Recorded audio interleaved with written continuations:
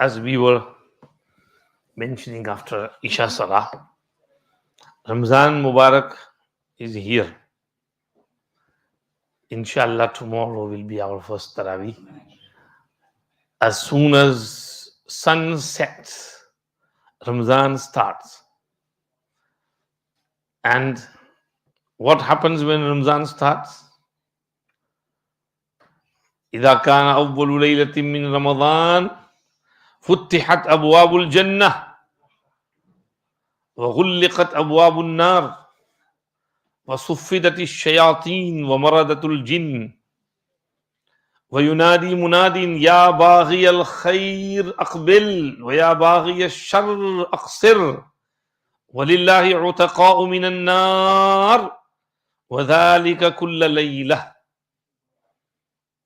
First night of Ramadan, gates of Jannat are opened, gates of Jahannam are closed, Shayateen and Sharir rogue jinns are chained and put behind bars, and an announcer announces, O seeker of good, move forward, come forward, and O seeker of evil, stop, desist, put the brakes on. And Allah frees people, emancipates people from the fire of Jahannam, and this takes place in every night of Ramadan. So tomorrow night this will start. Something is changing even high above in the heavens. In one riwayat in Fazail Ramzan, Hazrat Shaykh Rahmatullah Alayhi narrates, when it's the first night of Ramadan, a cool breeze blows up in the heavens, and because of that beautiful breeze, the hooks and the opening handles of the gates of Jahannam, they also shake, and a beautiful tingling noise takes place. So the beautiful hurs of Jannat ask Rizwan, the caretaker, what's happening? And he says, Ramzan has started. And the cool breeze from Jannat has started. So even those in the heavens are happy and khush about the coming of Ramadan. So we should feel that happiness and joy as well tomorrow, inshallah. As I was mentioning, we have mixed feelings. Previously, when Ramzan was starting, we would get that happiness, joy, excitement, lots of huzz and buzz and moving around and getting ready, everything, this, that. I have to go for etikaf, take my clothes, this, prepare. घर वालों को भी खुदा हाफिज ये वो. This year I'm not getting any of that feeling. Why? I was thinking, and as I said, the statement of Hassan Basri came to my mind. Hassan Basri rahmatullah alayhi was asked that, we struggle to get up for tahajjud namaz. Why can't we get up for tahajjud? My friends, we struggle to get up for Fajr. This person was worried about tahajjud. He said, I can't get up for tahajjud. I can't pray tahajjud. Why? What's wrong with me? And Hasan Basri rahmatullah said, Aq'adatkum dhunubukum. Your sins are pushing you down. The weight of the sin doesn't let us get up. If you sin in the evening, then in the morning you won't be able to get up for tahajjud. And other mashayikh say, even if you did get up, you won't get that bashashat, that livelihood, that nishat and chusti, alertness, that close connection with Allah, where you feel like crying, you feel like making du'as, crying to Allah, trying to please Him, making Him happy. Because the weight of the sin, it doesn't let this happen. So I was also thinking, it's my sins which are pushing me down. And because of that, we're not getting that feeling which we should be having. May Allah forgive us. May Allah have mercy upon us. May Allah give us tawfiq to do tawbah and nasuh, complete tawbah, full tawbah, 100% tawbah, and allow us to get ready for Ramadan Mubarak. Also, my dear brothers, people are welcoming Ramadan in ajib ways. Yesterday, someone sent me the day before a video, welcome Ramadan and Ramadan Kareem. And they are celebrating exactly like Christmas is celebrated. Tinsels and lights and things they are hanging on the trees or walls, and there's Mahir Zain's song behind it. And the lady who's doing all that looks like an Arab lady, but she's not got the head covered and hair exposed. Behayai, Besharmi. I mean, what message is this giving to the community? That is okay to stay uncovered. It's okay to welcome Ramzan, celebrate Ramzan in this manner. All this is coming from Allah knows who's making them do all these things. Allah protect the ummah and give some understanding. This is not the way to welcome Ramzan. Welcoming Ramzan should be by humility, humbleness, repentance, turning to Allah, inabat ilallah, ruju ilallah, crying in front of Allah, realizing that I am a sinful person and I need forgiveness from Allah. I need to free myself from the fire of Jahannam. Allah knows what's going to happen to me. If I die in this sinful state, I could be destined for Jahannam. May Allah protect me.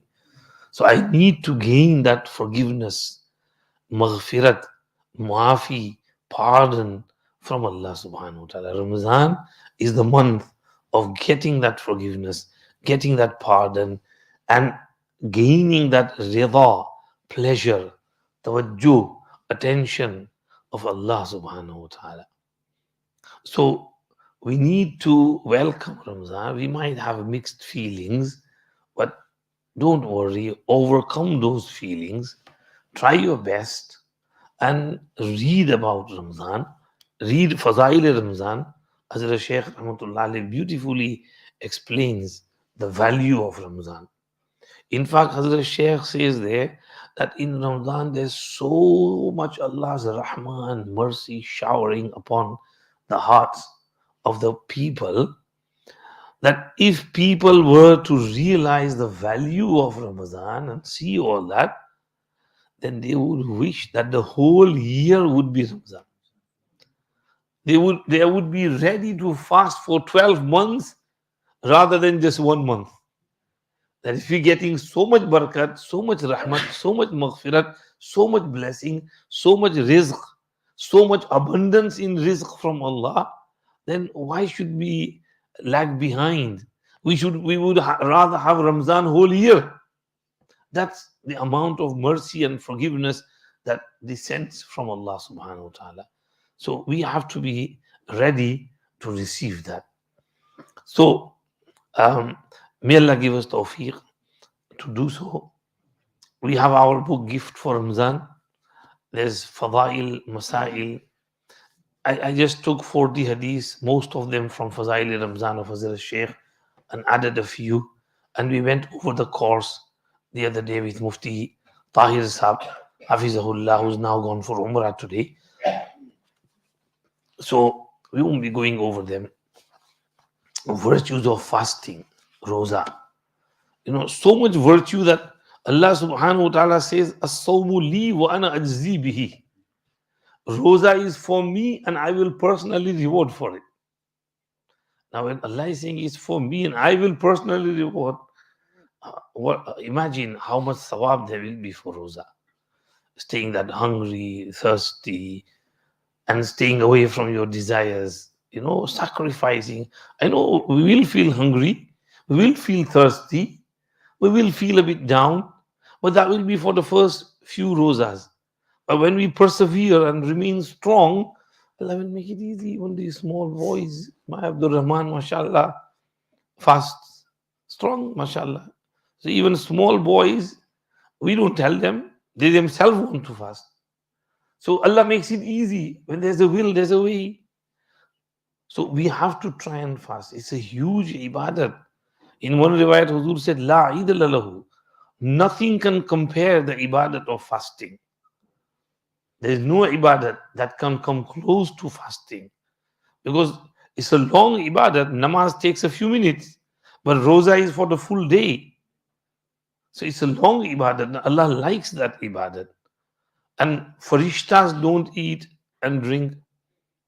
Allah Himself doesn't eat and drink. He's free from all these needs. So when you're fasting, you're resembling Allah's farishtas, angels. You're bringing that sifat of Allah in you. This is why in Ramadan, your animalistic features die down and angelic features rise up. You are, when you eat and drink and sleep too much, you like the animal, the cattle, the sheep, or the cow, or the camel, or other animals. So these animalistic features are in you. And when you keep roza and you spend Ramzan properly, those animalistic features are suppressed and the angelic features rise up and you become like that angel, farishta, and you get that nuraniyat which the farishtas have, that ruhaniyat, that spirituality which the angels get. So Ramzan is to increase your angelic features and put down your animalistic features. And you will get this when you keep your rosas properly, when you fast properly, and then you pray namaz at night, tarawih, you enjoy the tarawih, you pray it with takbir ula, full Quran. We need to do this. Ladies, one lady, bichari, she messaged me the other day. Her husband has died. She's a widow. And she says, I normally go to my local large masjid. There is praying area, special area for ladies. And I've been going there listening to Quran Sharif. I love listening to Quran Sharif. So can I just go for Taraweeh and pray Taraweeh and come back home during my iddat? Because I love listening to Quran Sharif. So I said that in iddat there are two sides, haqq and right of the husband who's passed away, and haqq and right of Allah, because it is hukam of Allah to spend the iddat 4 months and 10 days. So you might think that you never had relationship with husband for so many years and whatever. So you might feel that it's okay if I don't sit in iddah, but no. There is the other side as well, hukm of Allah. You have to sit in that in home. And Taraweeh is not a necessity for which you would be allowed to go. If it was hospital appointment or something, that's a necessity. You could go, but Taraweeh is not such a necessity. It's only this year's masala. Inshallah, you can go next year. Just stay home. And to listen Quran, you can listen on the receiver. And you can join in on other means or to listen to the Quran. My point is that she loves listening to the Quran. So in Ramzan, at least try to pray full Taraweeh and have this love in your heart for listening to the whole Quran. Listen to the whole Quran. You might not be able to read the whole Quran, but at least you can listen to it. So this is how to spend Ramzan. And then if you read it, Nurun ala Nur. Ramzan is the month of Quran, Shahru Ramadan, alladhi unzila fihi Quran. And the Nur of Quran is totally different. And this is where we remember that hadith. The hearts get rusted just as metal gets rusted when water keeps dripping tip, tip, tip, tip, tip over that metal. Similarly, when sins keep dropping over the heart, tip, tip, tip, one sin after the other, one sin after the other, the heart gets rusted. For that metal, there is treatment. Similarly, for the heart, there is treatment. And the treatment of the heart to remove that rust is tilawatul Quran and kasratu zikril maut. You read Quran, your heart will become clean, it will be treated, and all the rust will be removed. You read the Quran, you understand the meaning of the Quran, you you listen to the tafseer of the Quran, you enhance your iman, increase your iman. This is when you are attached to Quran Sharif. So Quran Sharif's tilawat is necessary. You know, we need to get into that system. Today I went to Bradford for appointment. So in my shoulder, frozen shoulder, a chiropractor. So going and coming back, I said I'm going to read Quran Sharif to get into the system, because you need to get into the system. Now in the beginning, when I set up from Bolton, I was struggling because we're not into the system yet. I do read my wazifa, but alhamdulillah in namaz. But outside namaz, I used to read outside. But now, at the moment, the outside namaz wazifa, I'm not into the system. So I was struggling to get into that system. I said, no matter what happens, I'm just going to keep reading. My wife was with me. I didn't even talk to her. I said, "Chup chap, Quran program." So going and coming, I just kept reading Quran because I want to get that fluency. कि fluency आ जाए और जबान पर कुरान जारी हो जाए. Quran just flows automatically. So in order to do that, we should have got into the system long time ago, a few weeks ago. But still we have time tomorrow. Start reading, sit down after Fajr, after Zohar, and start your Quran Sharif and get that fluency and into the system. और कुरान के रंग में रंग जाओ. Let Quran come into your ruh, in your soul. Your soul, your ruh, your spirit should be colored with the color of the Quran Sharif. Today, these youngsters sitting here, their minds and their hearts are colored with the color of computer games. Whenever you see them, any free time, they're on the mobile phone. They snatch their Abba's mobile phone, they snatch their Ammi's mobile phone, grandma's mobile, playing game. Or if there's a PSP at home, then PSP 5, FIFA, playing game. Because it's on their minds. So you need to get rid of that and bring Quran on your mind, Quran in your ruh, and submerge yourself into the Quran Sharif. Doob jao, like when you jump into the swimming pool and you go deep down underwater. So similarly, you have to go deep down into Quran Sharif and have Quran on you, on your mind, on your heart. And there is Quran, nothing but the Quran. You're always into that system. Then the Quran will, how it transforms you and it cleanses you, it purifies you, it gets rid of all the rust from the heart, and it brings that smoothness and flexibility in you. So this is what we need to be doing. We need to keep our rosas properly, pray our taraweeh properly, read Quran Sharif properly, make lots of du'as, tawbah, istighfar, inabat ilallah, crying in front of Allah, shedding a few tears out of fear of Allah. This is what we should do. When we do this, inshallah, our heart will be cleaned, purified, and we will get that full maximum benefit of Ramazan Sharif. May Allah give me the tawfiq as well, you as well.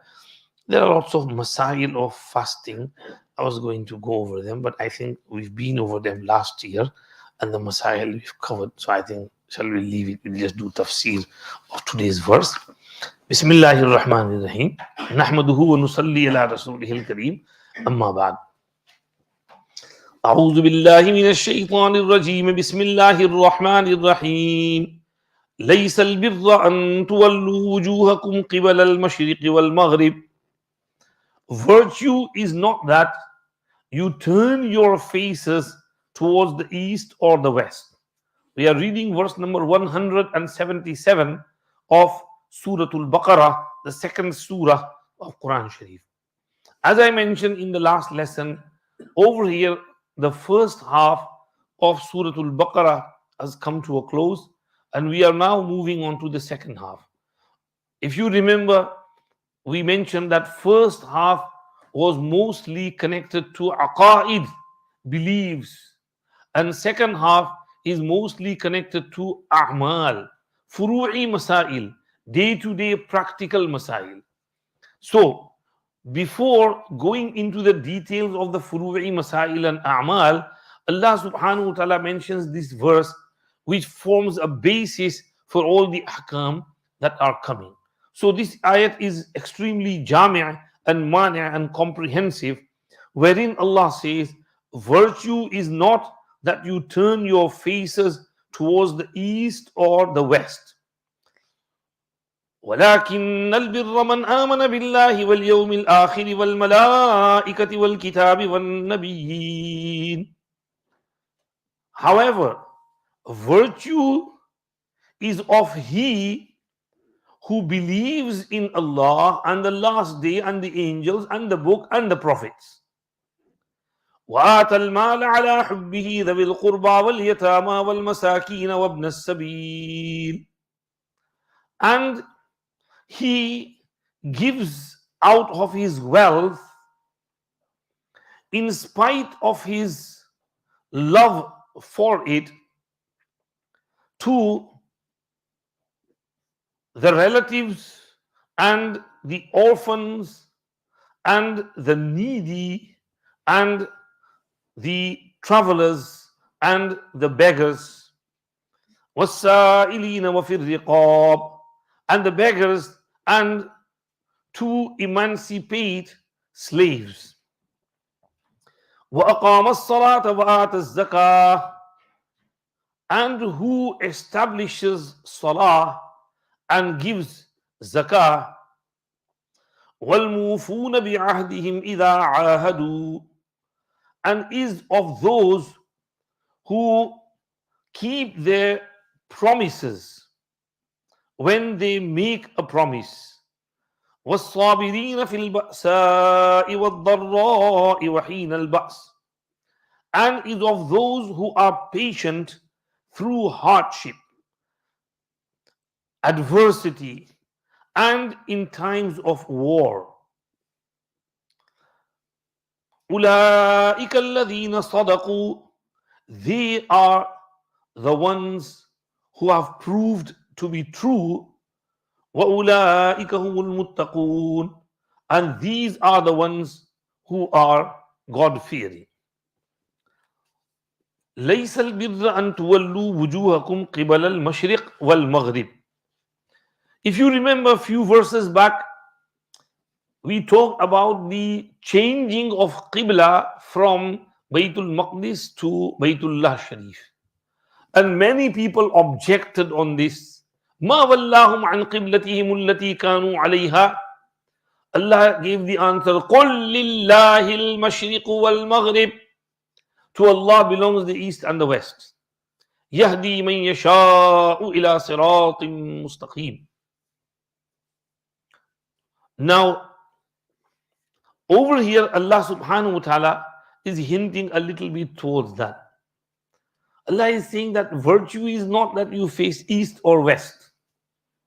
Directions are nothing, there's just a direction. North, south, east, west, up, down, 6 directions. So directions are not important. Don't give importance to something that is not of importance. What is most important is what Allah is mentioning later on. Iman, having correct faith, belief in Allah, and correct practice, doing the right stuff. And doing the right stuff means doing it in the way which Allah has taught, not making your own ways up. Do it how Allah has told you to do it. This is the virtuous thing. Don't feel virtue in facing east and west. Over here, Suyuti rahmatullahi alayhi in Lubabun Nuqul fi Asbabin Nuzul narrates from Musannaf Abdul Razzaq that Hazrat Qatada radiyallahu anhu said that the Jews used to face towards the west while the Christians faced towards the east. They considered adherence to their respective qiblas to be everything, refusing to accept Islam In this regard, this verse was revealed. Tafsir Uthmani states, the Jews and the Christians bitterly heard about their condemnation in the previous verses. So they said that they had ample signs of guidance and pardon in their deeds. God will pardon them and guide them.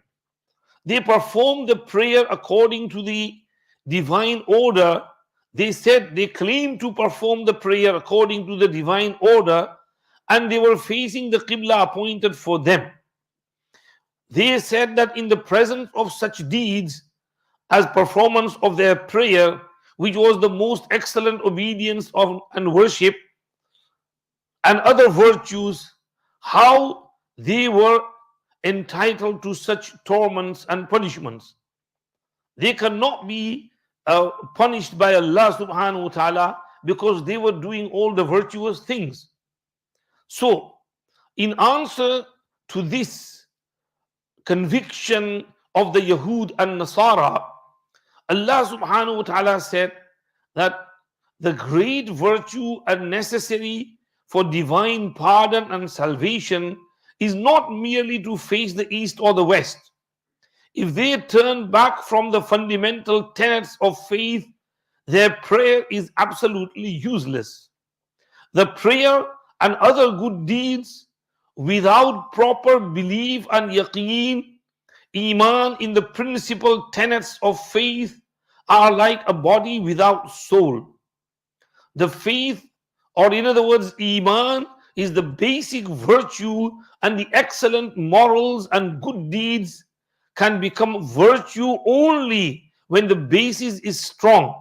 Otherwise, they will be rejected.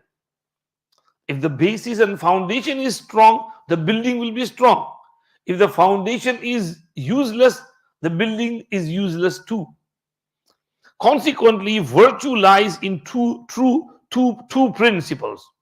One, faith, iman, having proper iman, and two, excellent morals and good deeds. Hazrat goes on to explain a bit further, and before we move on to what Hazrat is writing, I will just quote here from Tafseer Majidi about how they used to give importance to the directions of east and west. Hazrat explains, directions have been held sacred by many pagan nations. In Greek religion, deities were classified as Olympian and Chthonian. The east was the abode of the Olympian gods, and the direction to which their temples looked and their worshippers turned when sacrificing to them, while the west was the direction which the worshippers of the Chthonian gods faced. Tafsir Majidi, page 109, volume 1. Hazrat writes, according to Hindus, the direction of southeast was sacred to the Manu, and the performances of the Shuddha faced it during the ceremony. Also, it was the belief of the early church that evil entered from the north. In most of the early Saxon churches and in many of the churches of the Norman period, all over the country, there was a north door. There are few early churches in Shropshire and the border countries that are without their north door, which in most instances has been built up. The north door is believed to have been used as the entrance to the church on the occasion of baptism, when the child was supposed to have passed from the evil influence of the world and the devil into the care of the church. This verse strikes at the root of direction worship, and says in effect that there is no merit at all in turning towards any particular direction. For Christian orientation and allied topics, see so and so. Islamic worship, it must be manifest to the reader is not directed towards any direction as such, east, west, north, or south, but towards a particular house on whatever side of the worshipper it may happen to be. The particle may here also be translated as or. Hazrat explained that. So, what do we understand from there? Direction of east or west is not important, is not something of virtue. What is of virtue is, Hazrat mentioned two principles. One is having correct belief, and the second is having correct good deeds and excellent morals. Hazrat now goes on to explain the real virtue and goodness, which is the source of guidance and the cause of pardon, consists of correct faith, excellent morals, plus good deeds. Number one, correct faith is number one, believing in Allah. A, belief in Allah. B, belief in akhirat, life after death. C, belief in the angels, malaika. D, belief in the heavenly books. And E, belief in all the prophets. These five fundamentals of belief are mentioned in this verse. وَلَكِنَّ الْبِرَّ Man amana billahi. Man amana is muzaf ilayhim. There is something mahzoof before it, and that is birru. Walakin al birra birru man amana billahi wal yawmil akhiri wal malaikati wal kitabi wal nabiyyin. However, virtue is the virtue of that person who believes in Allah and uh, uh, the last and final day, akhirat, life after death, and the angels and the books and the prophets. And then Allah moves on to excellent morals, good deeds.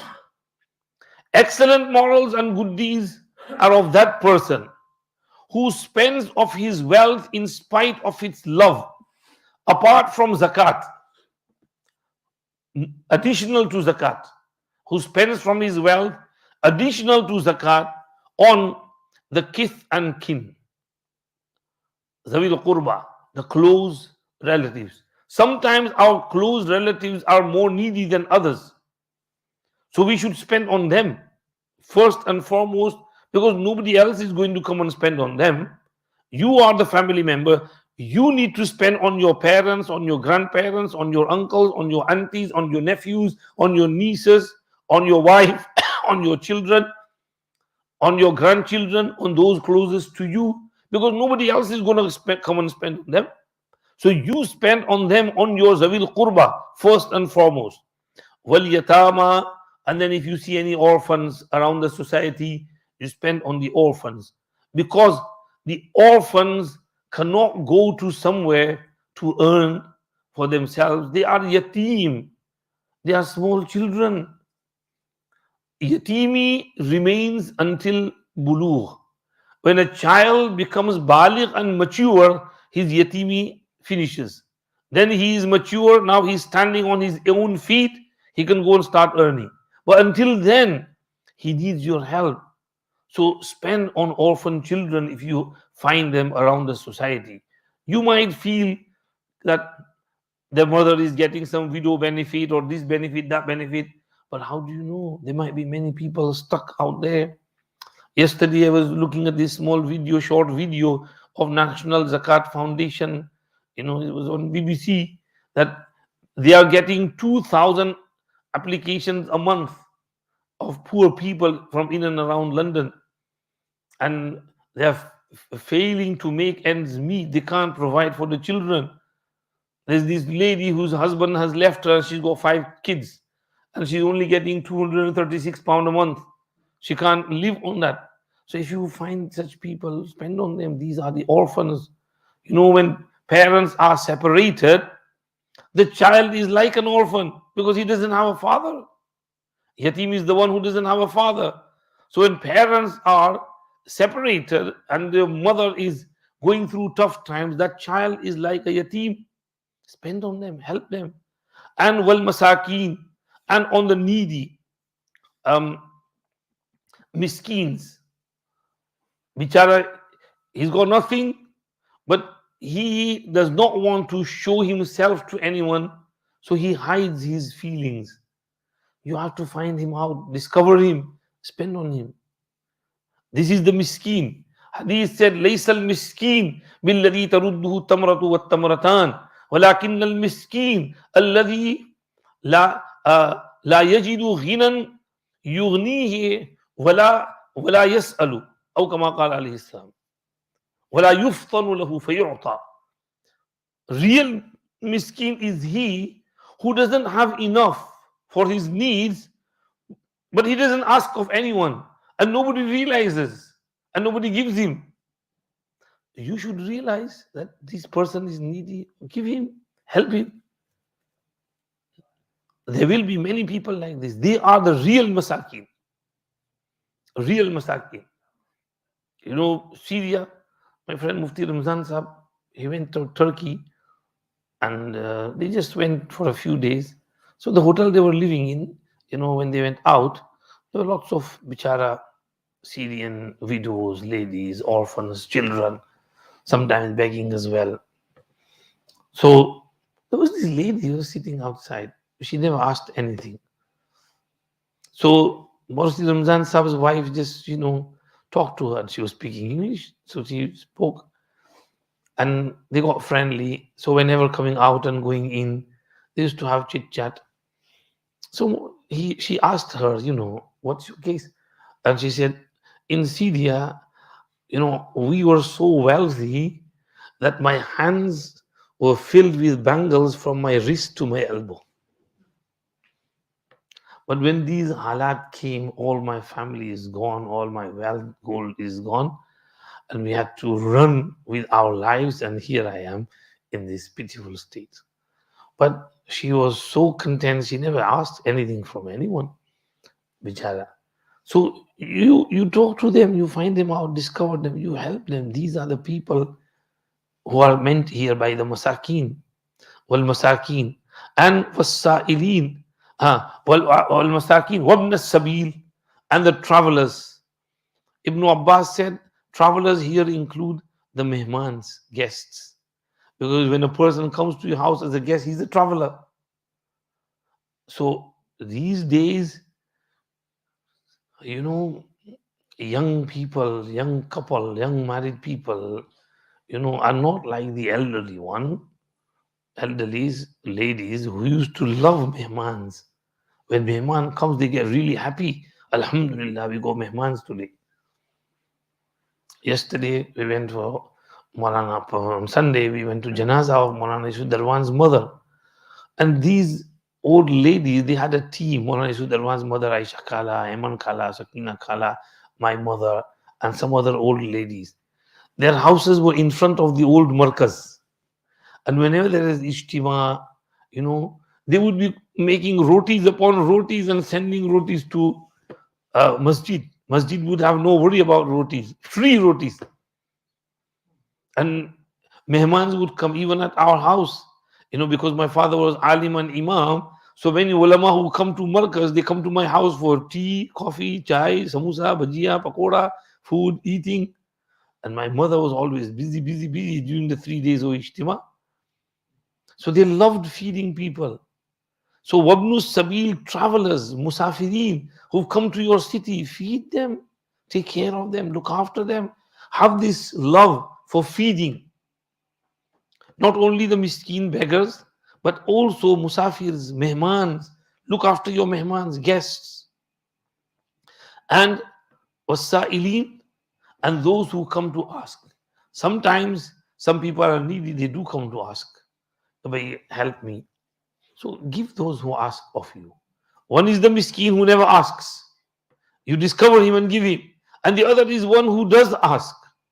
So وَأَمَّا السَّائِلَ فَلَا تَنْهَرْ. Never rebuke and repel a beggar. Give whatever you can. Even if you're standing at the traffic light and bichara, the tramp stretches his arm, give him 50 pence, £1. De do bichare ko. Even if you feel that he's going to drink alcohol with it, he can do whatever he wants. But he stretched his hand to you, so give him something. So give to those who ask of you, beg you. Unless you know that this person is a fraudster and he's only trying to increase his money, that's another thing. You get many of these people, you get videos from India, Pakistan, that there's fraudsters running around and begging from people. They're loaded. And when you check their pockets and open their bags, hundreds and thousands come out of there. So these people, they are professional beggars and they just go around hoarding money. So avoid those, but where you feel that this person is genuine, give them. And wafir riqab, emancipation of the slaves. Slavery, some people question about slavery. There's a big subject.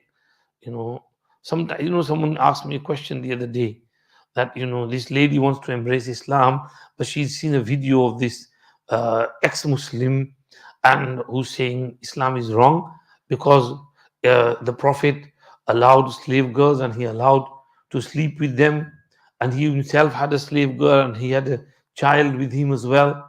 So what type of religion is this that allows slavery? So this lady is interested in Islam, but she's now confused after watching that video. So I said, first of all, she needs to understand the concept of slavery in Islam.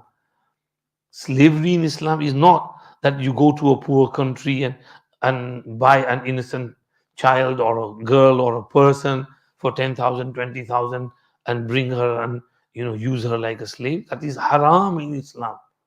You can't purchase a free person with money and use them as slaves. It's not allowed. Then who is a slave? A slave is a person who came in a military expedition in a battle to fight you. And they wanted to kill you. If they had their way, they would have killed you. But they lost. They were defeated. They were captured. They are now prisoners of war. So you could kill them all if you want to, but Islam said, no, don't kill them. Though they came to kill you, but don't kill them. Be nice to them. Keep them with you and feed them, look after them.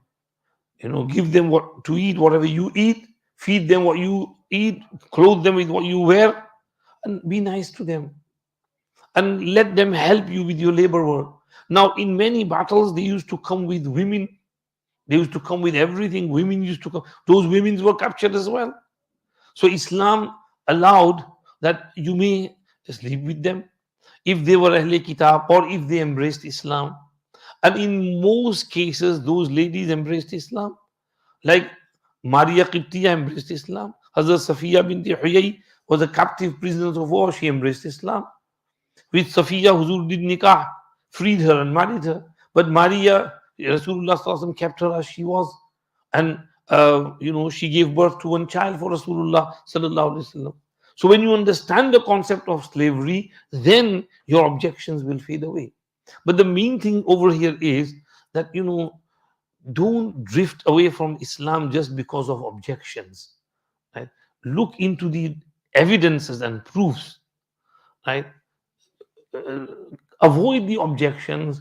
If you feel that the evidence is there, Islam is saying the right thing, then accept Deen Islam. And Alhamdulillah, our evidences are all there for the oneness of Allah, for life after death, for malaika, for prophets, for books of Allah. We have our dalail. Study those dalail. And when you feel confident, embrace Islam. Don't give in to objections. Objections are from shaitan. Shaitan doesn't want you to accept. That's why shaitan will keep on distracting you. So, over here, Allah is saying, spend your money in freeing and emancipating slaves. If you know there is a slave, right? Buy him and free him. Or if someone is mukatab and he's made a contract with his owner that you give me so much ransom and I'll free you. So help him. Everybody give him a little bit, and he can pay off to his master and set himself free. So this is wafir riqab. And then وَأَقَامَ الصَّلَاةِ. He establishes salat. Allah did not say وَصَلَّى. What did Allah say? وَأَقَامَ الصَّلَاةِ. Iqamatus salat is establishing in the manner it should be established. on proper timings, with jama'at, with takbir ula, with proper taharat, paki, safai, cleanliness, wuzu, ghusl, clothes clean, body clean, with proper khushu, khuzu, and with proper ruku, sujood, tasbih, qiraat, tilawat. This is iqamatus salat. And wa'at zakat, and who gives zakat. Zakat is the poor due, 2.5% of your surplus wealth, which is not your right, it is the right of the poor person. So he gives that zakat. Ramzan is here. Most people calculate their zakat on the first of Ramadan. Calculate your zakat and give it out, right? Quickly, as soon as you can, slowly throughout the month of Ramadan. Every day you give little bit, little bit, little bit. By the end of Ramadan, you've given your zakat out, or you might have given more as well. Though what is additional will become sadaqah, and your zakat will be done. Make intention. This is my zakat money. You don't have to tell the person that this is zakat. You have to have intention in your heart that this is zakat. Because sometimes a person might be offended if you tell them this is zakat money. Sometimes some ulama, mashayikh, they don't like taking zakat money, but you know that they are mustahiq. So you can give them the zakat money, but you don't have to tell them. So give your zakat properly, calculate it, every pound and penny, and then give your zakat properly. This is the virtuous thing to do. And وَالْمُوفُونَ بِعَهْدِهِمْ إِذَا عَاهَدُوا, who keep their covenant when they make it. When you make an agreement, promise, contract, don't break that contract. But this is our agreement. It's written on this paper. You signed it. I don't believe in it. But you signed it. No, if still I signed it, I'm not going to give you. So that's not the way to behave. When you make an agreement, you have to keep up with that agreement. You know, the other day, Hazrat Maulana Bilal Sahab was mentioning the importance of keeping our agreements. And he mentioned the incident of Hazrat Muawiyah radiallahu anhu. He had an agreement with Hercules, Caesar of Rome, that we will not fight one another for this period. Now the period was about to end. So Muawiyah radiallahu anhu was a bit strong at the time. He had weapons, he had army, and he knew that he could defeat Hercules. So he prepared the army and he was marching towards the Roman borders, so that the day when that agreement finishes, he can attack the enemy and take over them. Now, one Sahabi, Amr ibn Abasa, was coming and he saw this huge army marching towards the enemy. He said, "What's going on?" He said, "Muawiyah is doing this." He said, "Oh, wafa'un la ghadr, wafa'un la ghadr, wafa'un la ghadr." You know, keep your agreement. Don't deceive them. Don't deceive them. I heard the Prophet ﷺ say that if you have an agreement with an enemy, then do not open that agreement or close it or change it unless you tell them properly and inform them that we are going to do this. You haven't informed them, you're trying to deceive them and catch them whilst they are unaware. This is not right for you. So Hazrat Muawiyah said, "Oh, I'm sorry, my mistake." He took the whole army back to Sham, Damascus, and he changed his niyat intention. So when you make an agreement, keep it. You know, in Spain, once when Spain was Muslim, they used to keep their words. Muslims. There was this person, old man, who was doing some gardening in his garden. He had a nice, beautiful orchard, and he was doing some gardening, fruits and trees and everything was there. So one young man came running, and he was distressed and he was frantically looking. Said, "What's up with you?" Said, "There's some people who are running after me. They're going to grab me. They're going to kill me. Please give me protection. Please give me protection. Please save me. Save me." Said, "All right, okay. Come on, I'll give you protection." He took him inside. He hid him in his house. And then he went back to gardening. Those who were running after him, looking for him, they They sensed that he went into this garden, so they came there and they said that, you know, um, have you seen this type of young man? He said, why? What's up? What's up? Said, well, we are looking for him. We need him. Said, why? Said, he's committed a huge crime. He's committed murder. He's committed murder? Said, yes. Okay. What happened? And when inquiring further, it turned out that the young man had killed the son of this old man. And he was to be taken to task for qisas to the qazi and to be killed. Now the young man called him out. And so the old elderly man, the owner of the bar, he said, he's here. They called him. He said, wait a minute. I gave him protection. I said, I'll save you. I gave him my word. He asked him what happened. Now, when he found out that this old man is the father, he was once more scared. But then the old man said, look, I promised I gave you my word to protect you. I'm going to keep my agreement. What happened? He said, this is what happened. We had a brawl and fight, and in that, I don't know what I was doing. My mind was not there, and I stabbed him, and that's how it happened. Please forgive me. So the old man said, okay, no problem. I forgive you. Go. I don't want qisas. He said to those people, go away. I gave him my word to save him, protect him. I'm going to keep my word. I'm not going to take qisas. So he made a mistake. My son is gone. I don't want to take his life. This is how they upheld their agreement. Word. They were true to their words. I remember Sayyidina Umar Farooq radiallahu anhu. In Sayyidina Umar Farooq radiallahu anhu era, they had battled with Khosros. Huge. And one of his main strategic generals was named Rustam. And Rustam was caught. And he was brought to Sayyidina Umar radiallahu anhu. And Sayyidina Umar radiallahu anhu, kept him in prison for a bit. And then Sayyidina Umar called him over and he said, Rustam, you've killed so many of our Sahaba and our soldiers. I have to finish you off. And he said to Jallad, take him away and kill him. He was a big Fauji general and has killed so many Sahabas in the battlefield. So Rustam said, Amirul Mu'mineen, okay, you can kill me. But I'm thirsty, I need a glass of water. So okay, but give him a glass of water. So they gave him a glass of water and his hand started shaking. So Amirul Mu'mineen said, why are you shaking? He said, I'm scared that you'll kill me before I finish this water. He said, okay, I give you a man until you finish the water. So when Amirul Mu'mineen said this, that I give you safety, security, until you drink the water, Rustam immediately threw the glass and water away. You've given me a man until I drink the water. I haven't drank it. You can't kill me. Hazrat Umar says, you tricked me. Hazrat Umar said, okay, I won't kill you. I'll lay you off for the time being. Okay, let him off. We'll discuss his matter later on. Take him away. And he said, Amirul Mu'mineen, no, please don't take me away. I was just testing your patience. And you're keeping your word. I am declaring my Islam and Iman.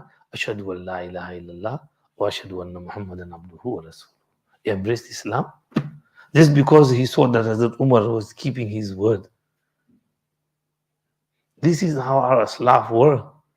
This is wal mufuna bi ahdihim idha ahadu. When they do make an agreement, they keep up with that agreement. They don't break that agreement, that promise, that contract, that covenant. They keep up with it. And then Hazrat Umar radiallahu anhu, made mashwara with Rustam for many of the battles. He said, Rustam, you are, Fauji general, chief lieutenant, big man.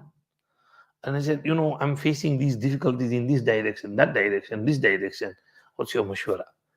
And he said, Amirul Mu'mineen, if you go in that direction of Kisra, then I'll give you an example, like a bird. That if you go in that direction, you cut the feet of the bird, but the bird will fly off. If you go in that direction, you cut its wings, but it still can run off. But if you go in that direction, it's like you chop the head off and the bird is dead. So Hazrat Umar said, your mashwara is right. And he sent the army in that direction. When that army was defeated, then all these two areas were also defeated and victory was gained. So these were our aslaf, Salafi Salihin. This is وَالْمُوفُونَ بِعَهْدِهِمْ إِذَا عَاهَدُوا. And finishing off now, وَالصَّابِرِينَ فِي الْبَأْسَاءِ وَالضَّرَّاءِ وَحِينَ الْبَأْسِ. And those who are steadfast in ba'sa, meaning hunger, وَالضَّرَّاء, hardships, adversity, and mushkil, and taklif, and wahin al-ba's, and in the battlefield, times of war. In the battlefield, you can't be a pussy. You have to show the grit. You can't offer a cup of tea or biryani to the enemy and hope that he'll let you off. No, you're in the battle, he's going to kill you. So you have to show force. You have to fight vigorously, strong with your proper energy and strength. So in the battlefield, they persevere, they do sabr, they are strong in the battlefield. They're not weak and feeble in the battlefield. So they do sabr in all these. Fil ba'sa'i, if any turbulation, hunger, problem afflicts them. وَالضَّرَّاءِ, any dhurr and taklif, hardship, musibat, calamity comes upon them. And wahin al-bas, in the battlefield, they are strong and energetic. Allah said, أُولَٰئِكَ الَّذِينَ صَدَقُوا. These are the ones who are true in their words. Right? You said about bir, these are the ones who have the bir and virtue. They are the truthful ones. And وَأُولَٰئِكَ هُمُ الْمُتَّقُونَ, they are the God-fearing ones. Allama Usmani Rahmatullah alayhi writes, the Yahud and Nasara, Ahle Kitab, both lacked these noble virtues, excellent morals and good deeds termed by Quran as the real virtue, al-birrul kamil. As such, their pride in occasional prayers, their hope for pardon and atonement, and their presumption of guidance is absurd. Unless they hold those beliefs and possess those morals and perform those deeds mentioned in this verse, they can neither claim guidance nor deliverance from the divine punishment. This is what Allah is indicating. Don't think that you are pious and you are big. No, no, no, no. Piety and bir is in these things. Al-bir means al-khair, good, complete, perfect virtue and goodness is in these things. Allah said, أُولَٰئِكَ الَّذِينَ صَدَقُوا. Finishing off now.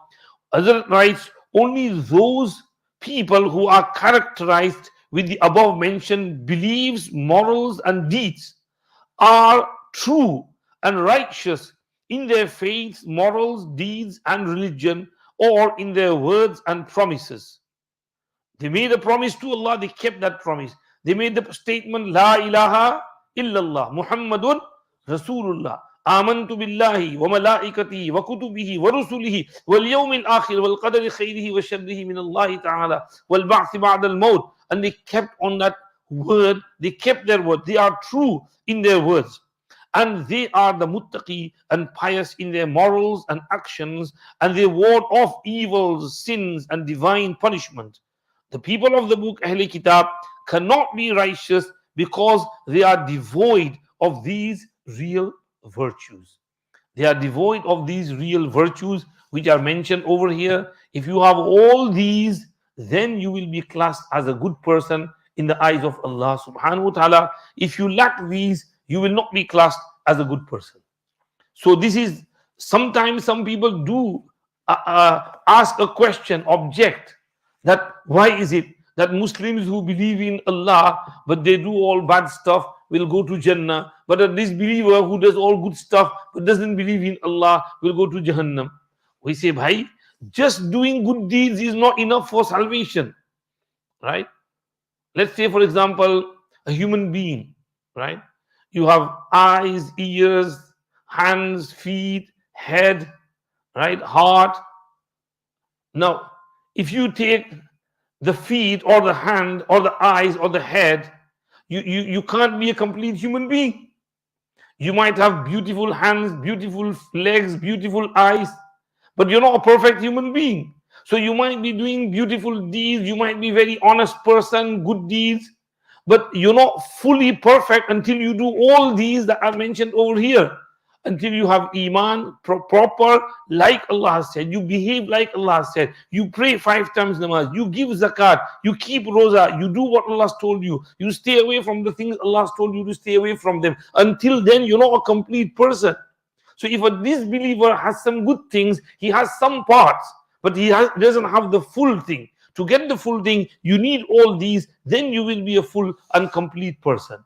So this is why this ayat is fundamental and it's basis of our iman deen and what our deen requires. Allah will now explain further in the oncoming verses some of the acts and deeds which Allah subhanahu wa ta'ala wants to inform us. So we'll read the tafsir later on, inshallah. Hopefully next week, same time after Asr, we'll have this tafsir of Quran, inshallah. Again, because on the other days we'll have all other things, but our Tuesday dars will carry on as it is. Huh? After Asr, nahi. Asr will be, what time is Asr? I think it's 6:55, and Maghrib will be around about 8 o'clock. So we'll get about 45 minutes? No? Half an hour? No.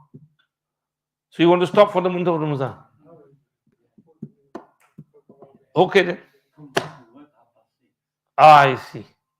Oh, okay, right. Okay. Then inshallah, this will be final tafsir before Ramadan, to be continued after Ramadan, inshallah. Subhanakallahumma bihamdik, nashhadu an la ilaha illa anta, nastaghfiruka wa natubu ilayk. لك الحمد ولك الشكر اللهم لا نحصي ثناء عليك أنت كما أثنيت على نفسك اللهم صل على سيدنا محمد النبي الأمي وعلى آله وأصحابه وسلم تسليما या अरहमर राहिमीन माज अपने फजलो करम से हम सब की मगफिरत फरमा दीजिए हमारे यहाँ उठना बैठना कहना सुनना पढ़ना पढ़ाना कबूल फरमाइए या अल्लाह कुरान पाक के माना को भी समझने की तौफीक अता फरमाइए और अल्फाज को भी खूब तिलावत करने की तौफीक अता फरमाइए दोनों से हमें हज़्ज़ वाफिर और पूरा हिस्सा नसीब फरमाइए अल्लाह रमज़ान का मुबारक महीना सामने है उसको अच्छी तरह से रिसीव करने वेलकम करने इस्तकबाल करने की तौफीक अता फरमाइए गुनाहों से सच्ची पक्की तौबे नसूह इनायत फरमाइए और या अल्लाह तौबा पर इस्तिकामत भी अता फरमाइए खताओं से दरगुजर फरमाइए हर तरह की खैर से मालामाल फरमाइए हर किस्म के शुरूर और फितनों और बलाओं और आफतों से हमारी हिफाजत फरमाइए अल्लाह जो हजरात भी यहाँ बैठे हैं छोटे लड़के बच्चे हैं अल्लाह सबको अपने महबूब मकबूल बंदों में शामिल फरमाइए जो घरों पर सुन रहे हैं सबको कुरान की दीन की फहम और समझ आता फरमाइए हमारी टूटी फूटी दुआएं सुन लीजिए रब्बना तक़ब्बल मिन्ना इन्नका अंतस समीउल अलीम व तुब अलैना इन्नका अंतत तव्वाबुर रहीम सल्लल्लाहु तआला अला खैरि खल्क़िही सय्यिदिना मुहम्मदिन व आलिहि व सहबिही अजमईन बिरहमतिका या अरहमर राहिमीन।